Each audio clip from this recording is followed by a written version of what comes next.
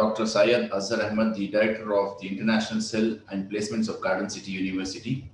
I welcome Dr. Preeti Sudha VB, Founder, Director, Laboratory Nutrients Private Limited, Peenya, Bengaluru. I also welcome Karnataka Science and Technology Academy and all participants to Garden City University Lookout webinar series. Today we are going to hear on a very interesting and important topic, food as medicine, quality concerns. It is indeed our privilege to have Dr. Preeti Sudha for the 52nd session of GCU Lookout.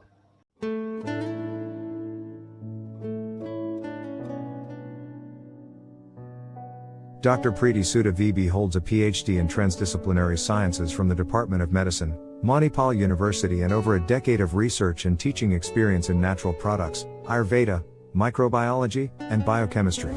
With this, Dr. Preeti found the impetus to plunge into being an entrepreneur, with a vision to develop and promote safe, cost-effective and innovative natural remedies based on Indian medical heritage and modern science for well-being, ensuring customer satisfaction at all levels. Thus Labriat Nutrient Private Limited was born. Awards and grants. Dr. Preeti was awarded PhD scholarship from Ecology, Technology, and Culture Netherlands. She was the principal investigator for a Department of Science and Technology, Government of India project under STARD scheme for development of copper-based device for water purification. Dr. Preeti was also awarded Sir Dorabji Tata Seed Fund for setting up research facility and foundation for revitalization of local health traditions, Bangalore. She has received grants from United Nations Development Programme for developing conduction bioassays for herbal medicines. Apart from research work, she is involved in teaching, mentoring and training a number of graduate and postgraduate students from India and abroad, personnel from the industry, Ayurveda practitioners, stakeholders and women from self-help groups. She has research articles published in national and international journals. Garden City University welcomes you. Thank you very much, Dr. Azhar Ahmed, Director for International Cell and Placements, Garden City University, and also the Executive Secretary, Honorary Consulate General to the Republic of Maldives in Bangalore. Thank you very much for the invitation, and I'm very happy to be here addressing the students. It's always a pleasure to be with young students. Thank you very much for the invite. The topic for today's presentation is Food as Medicine Quality Concerns. So I'm the Director for Labriat Nutrients Bangalore, and here is my address and the telephone number. For more information, please visit our website, and you can contact me by email or telephone me anytime. So when we think about medicine, what usually comes to our mind? It's something that is associated with disease. It is something that is associated with sickness. If you're not comfortable with the word medicine, we think about we need to take medicines like tablets, syrups, and it's usually associated with fear and anxiety. What will happen to my future? What will happen to my job? Will I get sick again? Will I be able to take care of family? So medicine is always associated with something to deal with stress and sickness, right? But is it necessary that we need to fall sick or we should fall sick? No, I think as living beings, we were created to be healthy, to be happy, right? But we fall sick because nature supersedes our desire sometimes. But why do we fall sick? There are numerous reasons why we fall sick. But let's focus on the remedy and prevention. Is there a remedy? Yes. Is there a prevention? Yes. How? By medicines. Now, as I said earlier, the thought of medicine itself is kind of puts us to stress. But how about food playing the role of medicine? That is, you consume food. When you consume food, you're happy. You like to take food. You like to take delicious food. But if you think this delicious food will act like medicine, then it's wonderful, isn't it? So is it possible that our foods that we take play the role of medicines? There is this doctor called Dr. Alan Greenberg who said, unless you are in a serious accident, your best chance of living to the ripe old age is to avoid doctors and hospitals and learn nutrition, herbal medicine, and other forms of natural medicines. So, well, many people may not agree, but this is something which I totally agree. And maybe it's a food for thought for all of us. But the good news is nature has already given us remedies. curative remedies and preventive remedies in the form of food. For example, there are certain modern medicines that we use today are derived from the ancient wisdom or from the plants. For example, the paracetamol, which is derived from a plant, a tree called Salix alba, the compound is salicylic acid. And the drug for treating malaria, artemisinin, is derived from a plant called Artemisia annua. And the cancer-treating drug called vincristine or vinblastine was derived from a commonly found plant called Vinca rosea. So these are all curative medicines that nature has offered us. But as always, prevention is better than cure, right? If so, how can food be used as a preventive medicine? So famous saying goes, we are what we eat. What we eat is what we are. So, however, the foods that we eat, especially the Indian traditional foods or the local foods, especially the spices, herbs, etc., play a very important role as medicines. We don't know the importance. We use it regularly without our really, even thinking twice to use them or not, but we use them. They may play a major role in all our culinaries. So, but how do we use it? In order that these herbs or spices or food become a medicine, there is a method of preparation. Whether should we use it in single or in combination? Which one should we use? How should we use? So all these questions form quality parameters. So let's talk about these qualities parameters. Now we know, all of you must have gone to your kitchens at home. These are all common spices and herbs that you see in your kitchen. We have mint, that is a pudina, we have turmeric, we have ginger, we have cumin, we have pepper. So all these foods which we consume regularly in Indian diet especially are medicines actually in disguise. So let me today take a case study to address the quality concerns or whatever parameters I said earlier, how to use it, when to use it, such things I will be discussing, taking one example, which is always used in Indian homes, that is the turmeric. And after post-COVID, the Ayush department that is the Department of Ayurveda, Unani, Siddha, Homeopathy, has prescribed turmeric for prevention and post-COVID treatment. So let us go to turmeric. Turmeric is also called as curcuma longa. The botanical name for turmeric is curcuma longa, and it is a golden spice. It's a golden nutraceutical. Why? Because of the color, and also the price of turmeric varies week to week. Just like gold price varies every day, the price of turmeric varies weekly. So that's such precious turmeric, and it is native to India, native to South Asia, Bangladesh, and China. And 60% of the world exports go from India. So we know if we have grandparents living with us, or I'm sure most of you have taken turmeric milk. It's a household remedy for cough and respiratory ailments, for liver disease, for acidity. Name any disease, you have cure in turmeric. So it is generally accepted as safe. That means when you, according to the European Union or the United States, it is generally accepted as safe. That means it has no known adverse side effects. So the World Health Organization says around 3 mg per kg body weight is safe, okay? And is turmeric as spice is well tolerated up to 12 grams per day. So although turmeric we've been using for around as long as Indian culture has existed, now recent studies have shown that it is used for treating cancer, especially the colorectal cancers, the breast cancer. It's used for controlling diabetes, obesity, and kidney disease, mainly because of its anti-inflammatory properties. You can go to PubMed and browse, you will get numerous articles on turmeric. However, is our turmeric safe? The turmeric that you're consuming, is it safe? Now, all that is yellow is not turmeric. So are you taking the turmeric which is safe, which is pure, which is efficacious? Let's check out. So you go to the market, you go to the store. So you see so many brands of turmeric present. But which one do you buy?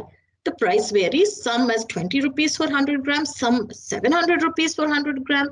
Do you go by price? Do you go by packing? Do you go by advertisements? So one is in real confusion of when you go to purchase a turmeric. Now, questions that could help you make your choice. You have to first find out is if your turmeric is efficacious. Are you sure you're not using spent turmeric? Does it contain curcumin?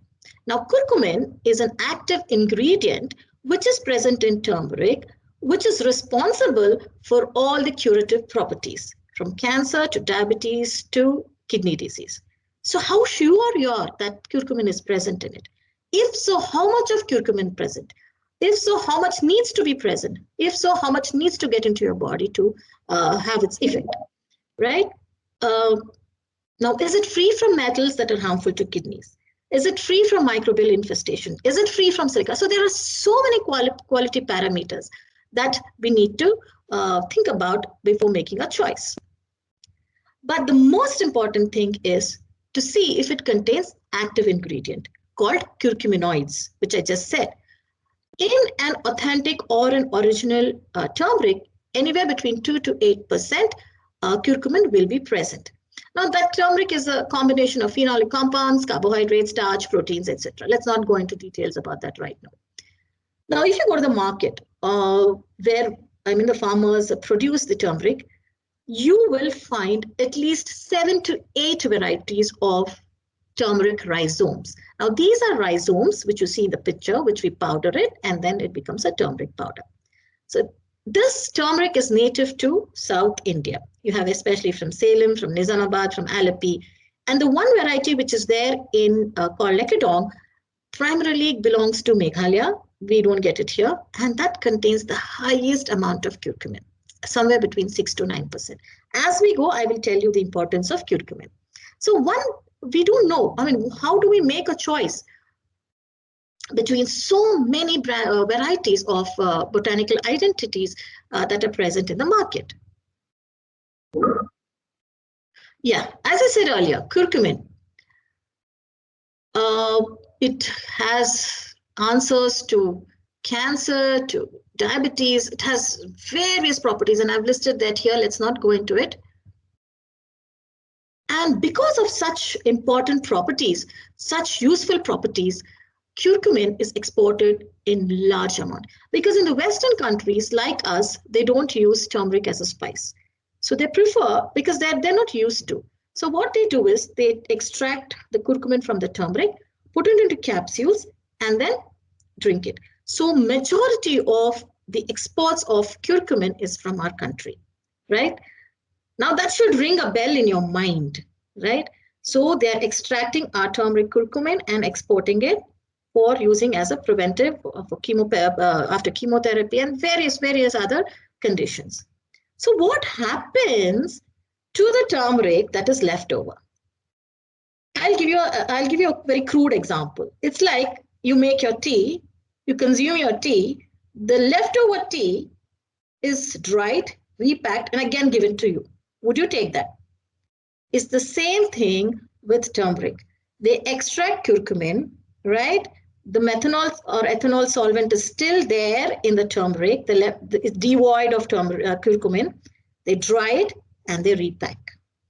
Okay, that's called spent turmeric. Now, the spent turmeric, you don't know what to do. They don't know, the companies don't know what to do. They either put it as feed for the chicken or for pigs, but or they use it for broiler, but majority of them is flushed into the domestic market. That's what, and this spent turmeric costs somewhere between 5 to 8 rupees when you buy in tons. So usually the big companies would buy it in tons and tons, and imagine their pricing. So they're able to give you at 60 rupees or 20 rupees. But the authentic or the original or the real turmeric with curcumin content is quite a little expensive than what we see in the market.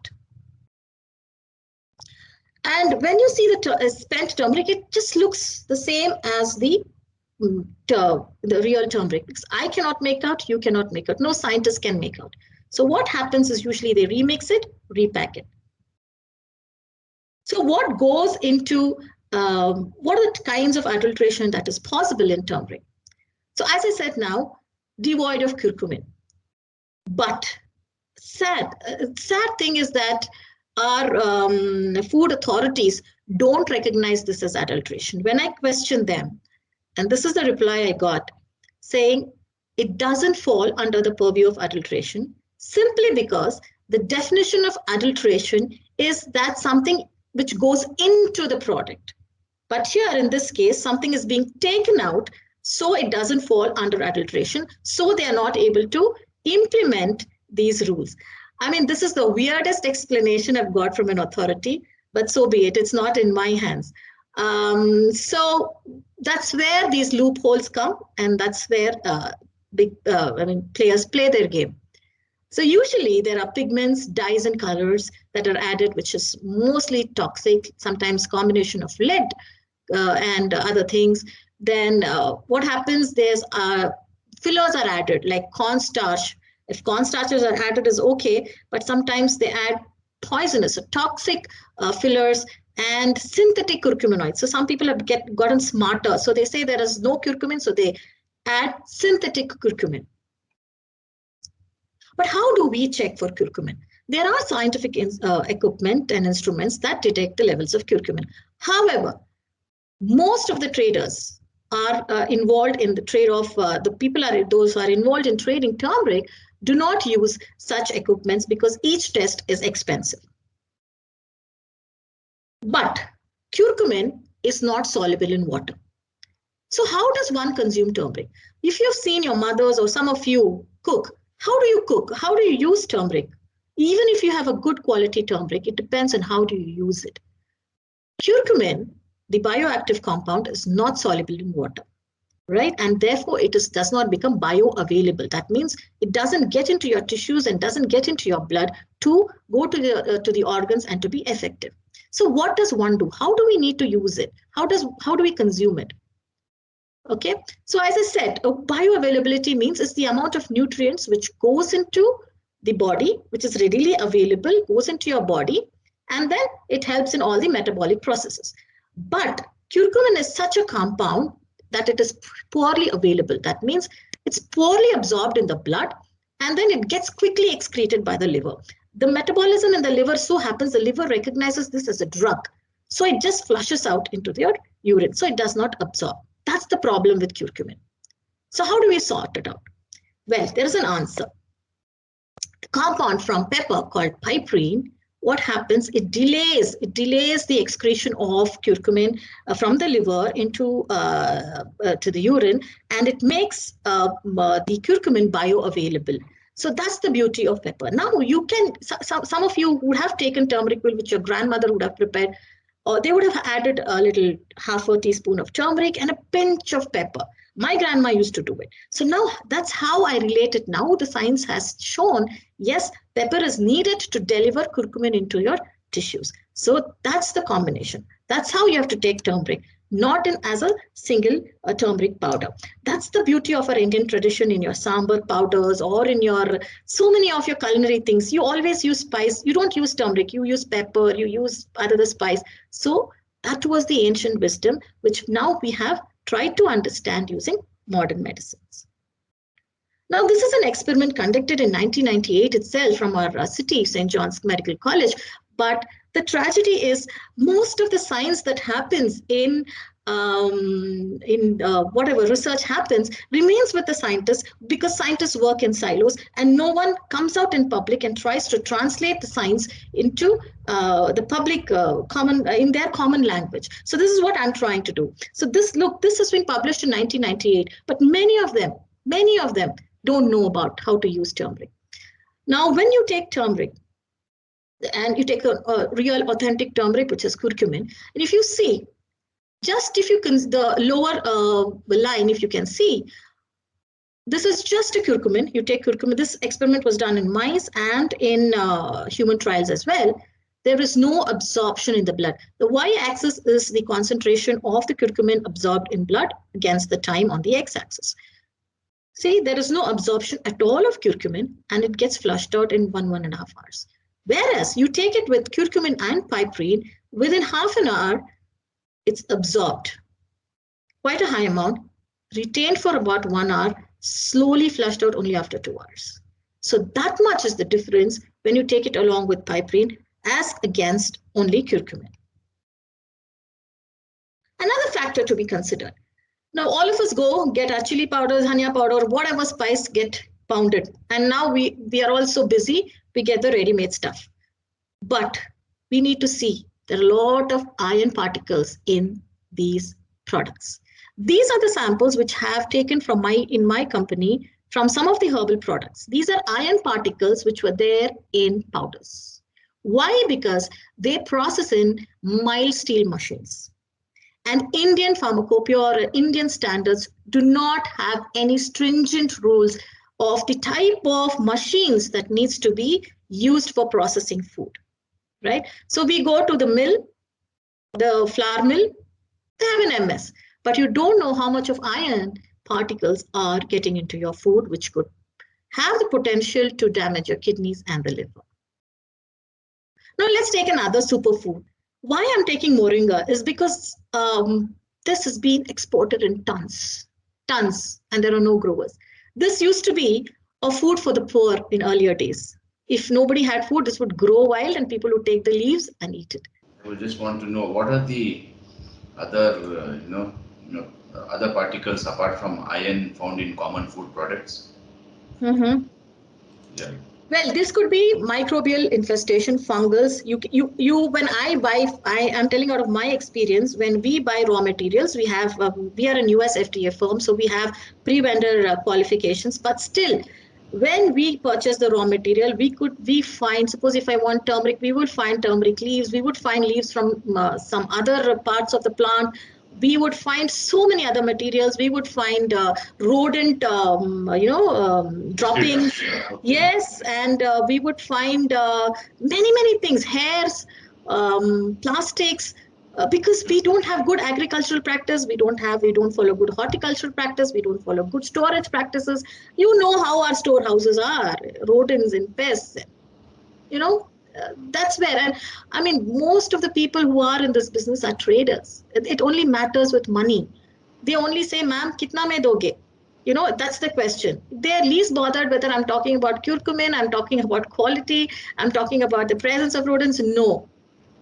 You don't know what goes into your packet, right? So that is a problem which is there that's a very, bitter truth that is there in our sector, especially. So what will be your suggestion or advice to the commoners?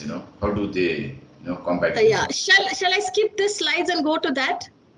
No. Probably. We want it, but in between I thought, I might miss out on it, so I just interrupted you. How do you know it? You know it, you have to be aware.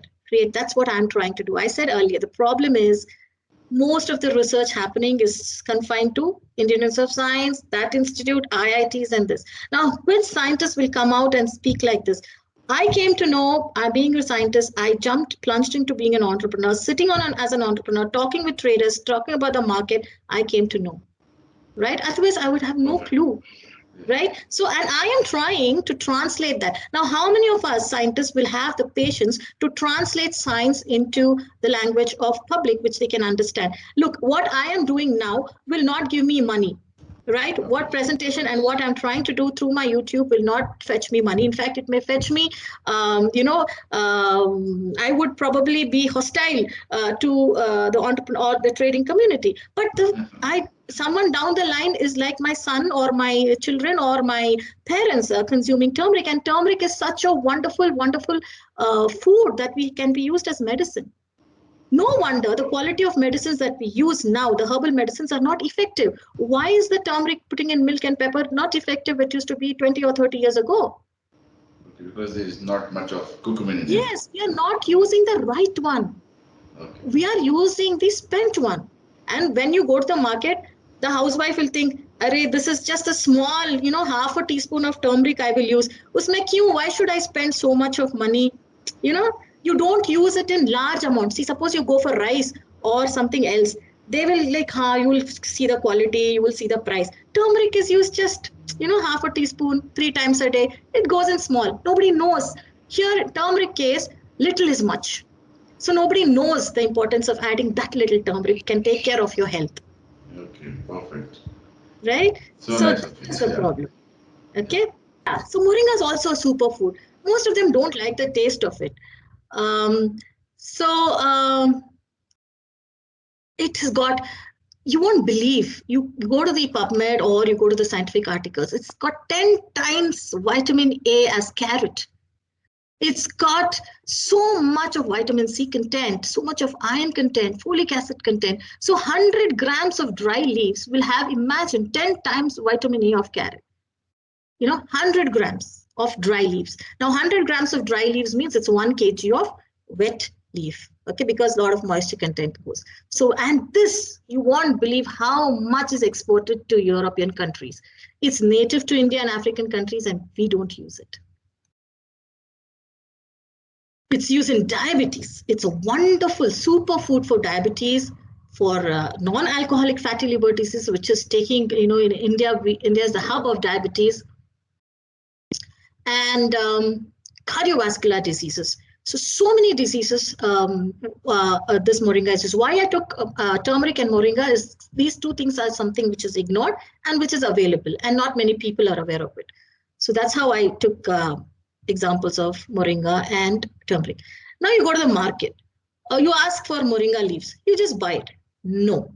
If you observe as a botanist, if you have a keen eyes for observation, you will find there are so many types of moringa leaves available, right? There are at least 4 different types of moringa leaves available. So which one to use, right? There is one in Ayurveda or our Indian classical text. We have already references for the use of drumstick. It's a wonderful, wonderful rasayana they call, okay, which is kind of an immune promoter for iron deficiency anemia especially. So it's all recommended there, but we have ignored it. So you have the black variety, you have the white variety, you have the red variety. So which one is good, right? That's what I said, source of raw material. Now the moringa which is grown in Rajasthan will be different from that which is grown in Tamil Nadu, because the soil, the environmental factors all play a major role in the production of secondary metabolites in the plants. The secondary metabolites or the secondary chemical compounds that are formed in the plants are used as medicines, right? So all these factors contribute. So we try to procure, make formulations, and which has got a lot of protein content, polyphenol content, right? And that varies from place to place. So we have to take care from which it is sourced or what you're eating. See, we have 2 varieties. Now you go to the market. Now it's a fad that they consume moringa powder. Now people have, to a certain extent, knowledge of the moringa. But how did they process it? How did this moringa powder come? I mean, you never know what goes into it. It could be some other powder. It could be palak powder. You won't know. So that's another problem. So there is sun-dried and shade-dried. When they dry this, they'll dry it in the sun or they dry it in the shade. So drying in the sun is very easy. You don't have to pay your bills. You don't have to use electricity. But then that has a problem. The polyphenol content would go away. There would be changes in the chemical constituent. But shade-dried, of course, we'll need a dryer, which we'll have to monitor. We'll have to use control temperature, see before and after the moisture content. So there is a kind of process involved in that. So one needs to be careful the kind of method that we use for processing of these herbs. So what did we do? Now, I've just touched the problems concerned with quality issues of the food that we eat. So what could I do when I know all this exists? So what I did is we source our materials from small farmers, small batches. We test our quality, and we are certified by FSSC 22000. That is as per in European standards, which is extremely stringent. Now, before that, let me tell briefly about what I do, what we do. And now we are a company who process raw materials raw ingredients, natural products for the food industry, for the pharma industry, and the cosmetic industry, mainly for the European market and US FDA. Now you may question me why I'm doing only for the European market, for the US market, why not Indian? I would love to do it for my country. But the problem is here, they don't want quality, and it's more of a price, and there are a lot of loopholes. But when I have to ship into the EU, European countries, or the USA, it's a pleasure because they abide by the quality rules. They abide, by everything, even the kind of small iron particles. If they find even milligram level of iron particles, they completely reject the whole consignment. And they are so stringent, and that's what I like about it, because they are worried about, they care for their citizens, they care for what goes into their country, right? But that's why I have done my US FDA registration. Then we polarize in SS316, that is the stainless steel 316, which is the highest grade to ensure nothing of iron particles goes into our products. So I don't do consumer-based products. I don't do directly to consumer. I cater to the companies who go on manufacturing medicines or nutraceutical supplements. So what is the solution? Dr. Azhar, you were asking me, what is the solution? Like I said, Exactly. You have to be aware. You have to be aware.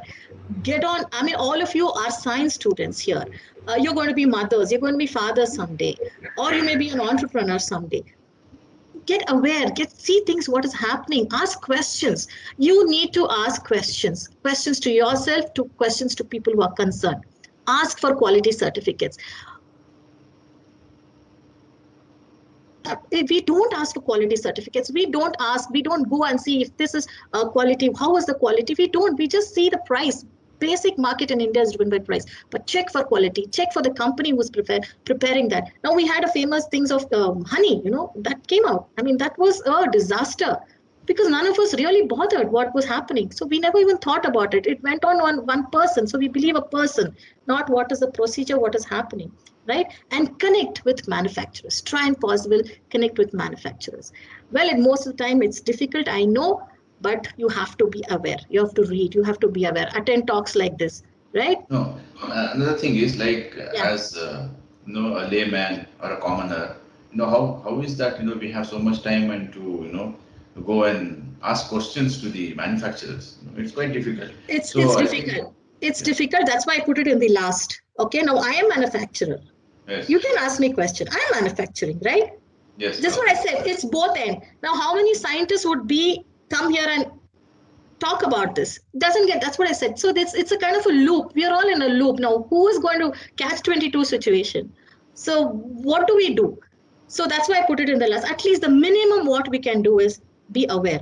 If that person is charging 60, now you know about turmeric. Now people know, at least some 800 people know about turmeric, right? This gets translated. This gets passed on, right? So yes, let's hope like that. So we'll do like that. So it's my interest. I am not concerned about consumer at all. It doesn't give me money. But I thought it's ethical because who else will take? Someone has to do this job, right? So maybe somebody will come up like me who will do for some other product. So, but as I said, out of my interest, because I want to eat well, I want to give things, I know the benefits of turmeric. So I've done, out of my interest for my family and friends, 2 kinds of products. One is with turmeric, pepper, and tulsi, which is the common herbs and which is generally used, because I found it difficult when my children fell sick to find out tulsi leaves, because these 3 combinations for milk is very good. So hardly you get 4-5 leaves and the whole plant is gone for a period of 4 days. So I have made this formulation, which contains around 3.1% curcumin. Pepper is added just at the right concentration so that the curcumin gets absorbed in your body. So and I have another variety called Lekadong turmeric, which we have just coded TU++, which is according to the Ayush formula for post-COVID treatment. As a milk latte, it has got ginger in it. So, and this has got 7% curcumin. So that means it is highly effective and potent, and it is processed under in my facility, and I have formulated this product. So it is available. I mean, the people contact me and I give up, but it's not yet in the shelves, or it's just of my passion that I did it, right? Then I have also done, because now I came to know how tea moringa is so good. But the sad part of moringa is it's extremely bitter. So it's very difficult to take unless until you are a diabetic and you really wanted to take it as medicine. It's really difficult. So for common people, which can be used as preventive, so I made tea. So moringa itself has got very earthy and kind of bitter flavor. So I have developed it with the mint. I've added mint with it, and then tulsi with it. So a cup of this tea infusion in the morning, mid-morning, makes our day. So it's you're taking food. You won't know that it's actually a medicine, and you're enjoying your drink. So this is 2 products I've done. Well, which I am doing these products for companies, but I don't do it in a B2C level. I sell my formulas to any companies which would come forward and take it up. And I also develop. I also have natural sweeteners from stevia. That is since India is a diabetic hub, and we are taking all artificial sweeteners. This stevia is a wonderful, wonderful plant given by nature, and it is so sweet. Okay. This is a sugar substitute which is completely natural, derived from plant. So we do this as well. And we also developed well-being products based on natural products, like you have a moringa. Moringa is also, that is the drumstick leaves are excellent for hair and skin. So we've developed sunscreen, we've kept body butter. So we do develop prototypes, give it to companies. And this is some of the products that I do in my company. As I said, Dr. Azhar, I alone cannot change the world, right? I can cast a stone across the water to create many ripples. That's what I'm trying to do today. And this is a very famous saying of Mother Teresa. So if I'm able to do a little, I think that will cause the ripple effect, and the students can take it further. Well, that's the end of my presentation. Thank you very much, all of you, for a patient hearing. I'll be very happy to take questions and have an interactive sessions. Thank you all. Before we could get in a few questions in the chat box, Dr. Preeti. Yeah. I just wanted to know, how did you start off your career as an entrepreneur? Okay. Well, I had no dreams of becoming an entrepreneur. Trust me, I was happy being a scientist, right? But due to my personal reasons, I had to take a break after 13 years of being in the research and teaching position. And my family, my husband, and supported me a lot. And it's just an idea that floated from my ex-colleague. Why don't you start a company? You are, you know about all this. Why don't you do something? So I was just thinking about it. And meanwhile, I didn't have money. I mean, you need kind of investment. So we just, as a casual visit, I went to the bank and I just spoke to the manager. The manager was very good, very, very encouraging. He said, Preeti, just go put your thoughts on 2 sheets of paper, very simple, and come back to me. Yeah, and let us know which bank is this, so that even this is the Bank of India. This is the Bank of India, okay. National Bank. And I'll tell you the problems later also, what happens. And I went to the bank with my proposal. Of course, I procrastinated for all this and I took my time. And he said, well written, good. And he said, come after 1 week and just sign. I'll do everything. So I just went. He called me after a week. He said, your proposal has been accepted.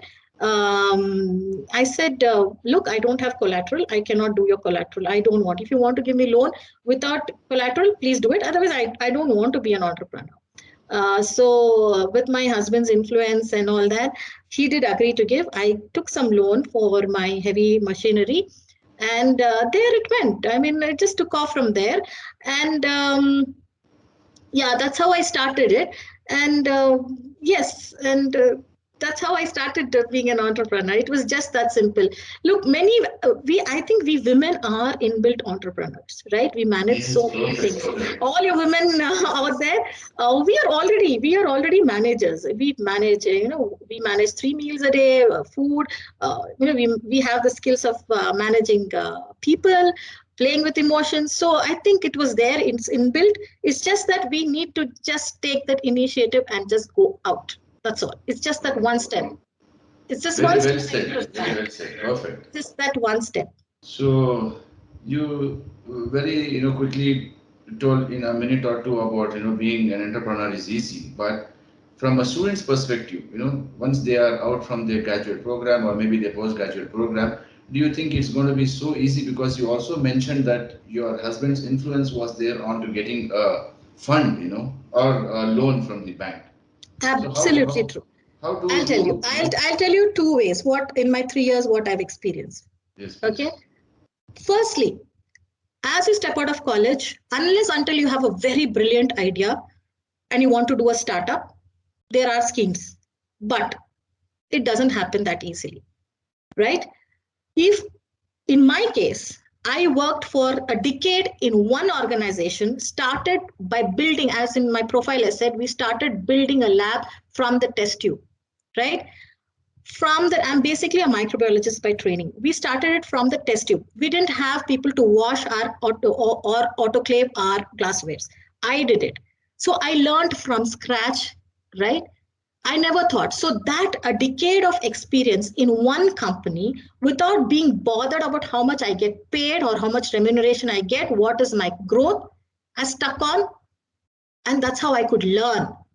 But today's generation, they come for it. I love to give chance for freshers, right? I see to it that freshers, I give a chance. But the sad part is, as they call me up, they say, ma'am, what's the salary? Now, look, I haven't even seen you, right? I haven't even seen you. I'm giving you a chance. You don't want to come to my table and sit across and ask for salary. Now, they compare, the students today compare their salaries with that of Swiggy and Zomato. They are getting 30,000. My dear friends, today they will get 30,000. 15 years from now, they'll still get 30,000. But now you may get 10,000 as a scholarship or a stipend. 15 years down the line, you may be getting lakh. That people don't realize, today's students. That's the problem. Another problem with students, the quality I have faced is they come for the interview. I'm so sorry to say that postgraduate students in chemistry do not know how to prepare one normal solution. And they expect me to give them 30 or 40,000 salary. You don't know how to prepare one normal solution. How do you? So the quality of education, Dr. Azhar, I think you are in a very, very senior position. I think you should prepare the students to immediately be able to join. Try and put some things which are not routine. Try and change something which is relevant to the industry, that they come here and they get absorbed. Right. Perfect. So that's the difference. And I'm not telling we entrepreneurs are like, all of this. There are some people who want experienced people, and it's not easy for the loan. Of course, I said my husband's influence was there. Yes, it was there. It would have been difficult, definitely difficult without him or without the bank. And secondly, it's just that there are schemes there, but it's just that it is not implemented. We are not getting it. The implementation is a problem in our country. There are rules, there are schemes all on paper. The bank manager is mostly lazy, because it's an extra work for them. I'm sorry if any bank managers are there in the audience. I'm extremely sorry. I mean, there could be exceptions like my bank manager. But in generally, I'm saying it's difficult. But persevere. There's nothing which, when you persevere and when you chase your dreams, there's nobody to stop you. Right? There are solutions. Yes. So I'm not discouraging. You can do it. Yes. Thank you so much, Dr. Preeti Sudha. Yeah. And we have a question from Abhishek. He's asking, Doctor, how will we know which is the best turmeric powder to buy and use? Right. Just see the labels. See the pricing. I told you. Ask for curcumin content. Nobody will put you curcumin content. Ask me. I will give you a certificate for every pack. Demand. Don't buy. That's it. Check. If you're really authentic, you call up the customer care, ask them, consumer number, give them how much is curcumin present, check it up. I want to do a B2C. I want to bring my products, but I'm so full. My hands are full. If any of you are interested in marketing, job, come over. Right? That's so nice. It's a very good offer. Yes, come over. I have vacancy. Come on, join me and try promoting this. Yes, we'll do it. Why not? Very nice. Thank you so much for that offer. I'm sure to inform our graduate and postgraduate students Yes. to write to you and let us see how best we Yes. can See be. me. Yes. Definitely. That's very nice of you. Yeah. Meanwhile, I also wanted to know, Yeah. like you have gone through plenty of things to get into being an entrepreneur. What are the real advantages of being an entrepreneur? Yes. Being an entrepreneur gives you a wide platform. Right? You are your boss. Right? It gives you a lot of options to explore what you want. You learn a lot of things. Trust me, I was so scared of driving. Right? I was so scared of handling finance. I'm still a noob in handling finance. I was scared of meeting people. I was, I was stuck. We scientists, we are stuck. We are happy with our project proposals. We are happy with writing articles and, publishing. Like we are, in the background. But this puts me into the limelight. And I've like negotiating with traders. I've learned talking to farmers, the certification bodies, to people abroad, to go to bank, to learn. I drive. Now I've enjoyed driving. So it gives you, everything. It gives you everything, a taste of everything. And most of all, you're independent, right? And the best part is being an entrepreneur, you're feeding 5 other families, right? Very well You're said. giving job to 5 other people. That's the best part. 5 families are dependent on you. What more satisfaction you need, right? So that's the best thing that I feel about being an entrepreneur. I think most entrepreneurs would also agree with me. So that's the best part. So I would encourage all of you to come on, take a plunge, take risk in life. If there is no taking risk, you will be stuck. Very well said. Yeah. Yeah. Yes. So about the other projects, I suppose you will be, mentioning it when we meet offline, right? Yeah, come anytime. Come visit my factory. Come see, and definitely I'll give chance to tell you from Garden University.